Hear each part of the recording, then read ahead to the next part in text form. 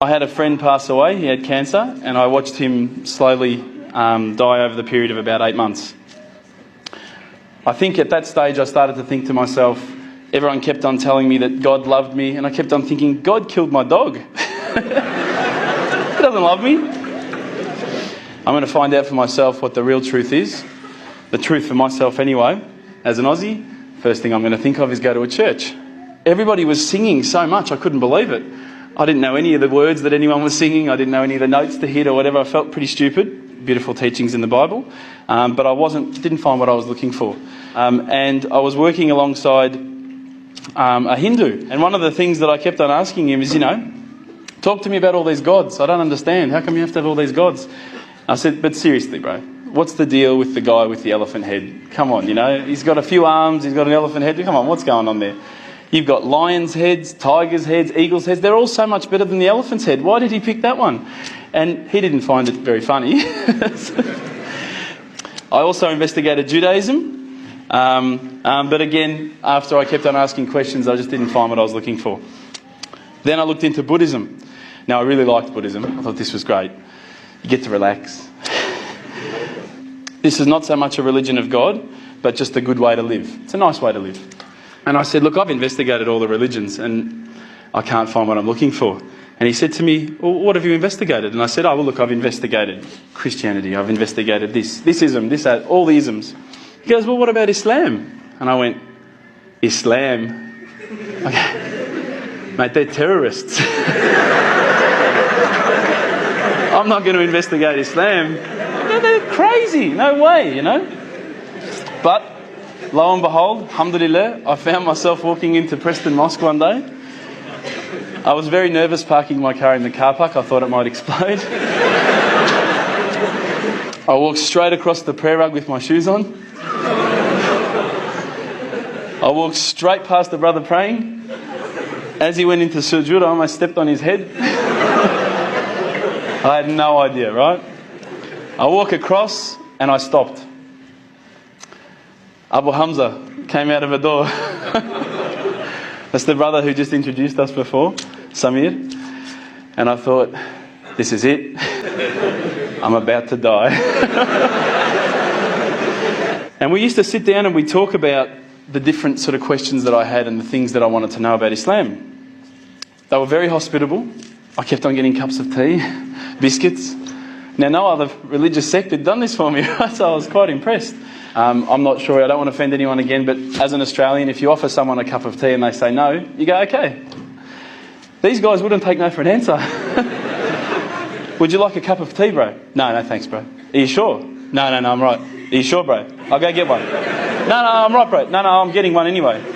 Sure, look, I'll just get you one, right? No worries, I'll get you one. All right, man, I'll take the tea, Subhanallah. When I was sitting down with the brothers from the mosque, when I would say, listen, I don't understand this. What about this? They would never just answer from their opinion. They would always pick up the Quran. They would open it up and it would be like, they're like human indexes. They would just, bang, page 142, read this. And I would read it and I would go, wow, that's beautiful. And I would say, look, where's all this part about killing people and blowing up cars? And I don't see that. Is it somewhere towards the back that I haven't read it yet? I can't find it. First impressions when I walked in were that these guys were terrorists. And I found nothing but the opposite. I found that they were the most hospitable, caring, nice people. I mean, these are guys that would say, do you need a lift home? Because they saw my car. Do you need a panel beater? Do you need a new motor? I remember speaking to them and they said, look, Islam is not just a religion for yourself, it's also a religion based on a whole social community. So alhamdulillah, I started realising that Islam is not just about each individual, it's also about a community. I also asked questions about the hijab and why couldn't I wear it.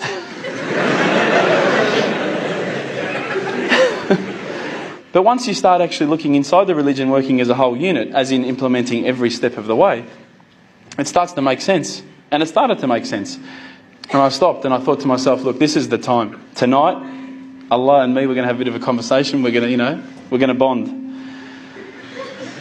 All I need from you, Allah, is just a sign. Just a little sign. Look, nothing too major, just maybe a bolt of lightning.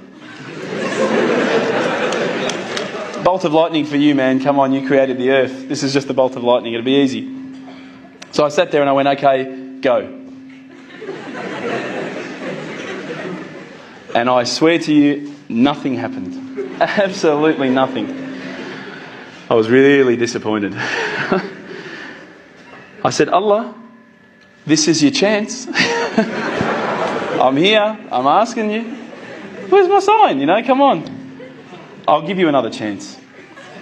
Maybe you were busy. You know, it's night time here. It's busy over the other side of the world. Maybe I could just get a bit of a creak in the floor. You know, maybe I could hear a car backfire.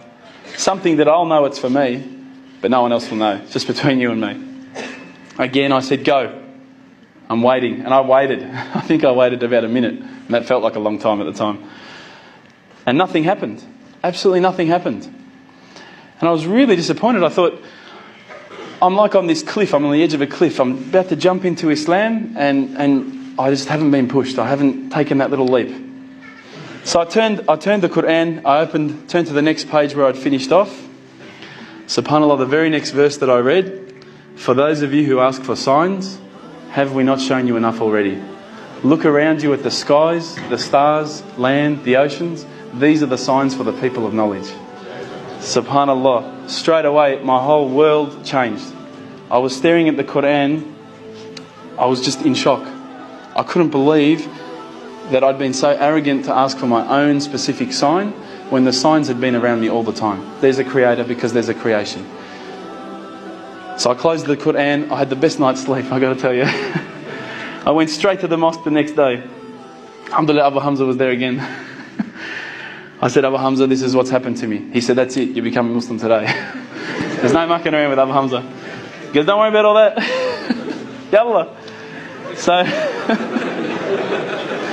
but when I walked into the mosque, the people just started pouring in. And I went, SubhanAllah, look at this religion. You know, I've been to churches where there's, 20 people, 30 people, 50 people. There was about 1,000 people that night. And I thought, this is amazing. This religion is truly the religion of choice. And then I found out it was the first night of Ramadan. I said, no, you've got to make shahada, we need witnesses. You've got to say these words.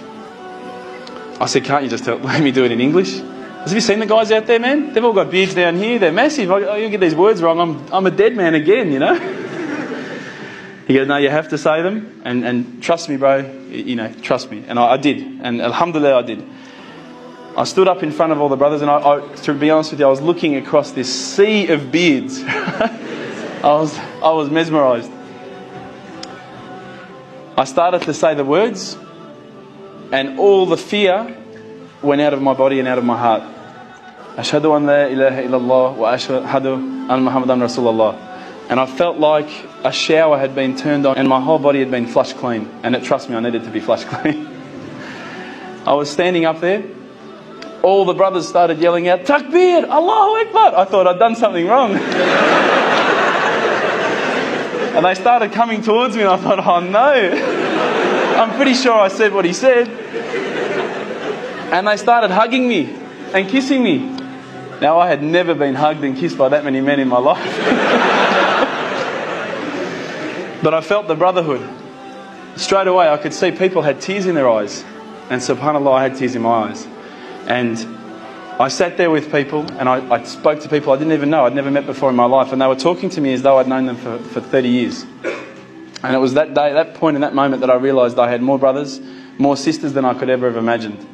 And good brothers and sisters, not bad ones, I'm talking good ones. SubhanAllah, I sat there maybe, I don't know, I can't remember how long, just talking to people. They were asking me questions. I went home with such a beautiful feeling because I knew at that stage that I had a clean slate. If you haven't felt the feeling that I'm talking about, I sincerely hope it happens to you at one stage in your life. I encourage you to investigate all the religions, and particularly Islam.